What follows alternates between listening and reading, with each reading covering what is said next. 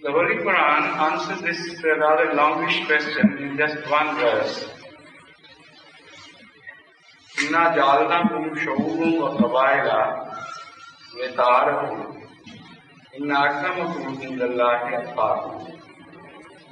That we have made you into tribes and various peoples, only so that you could know each other by those references. As far as the best among you is concerned, in the sight of Allah, the best is only he who fears Him most.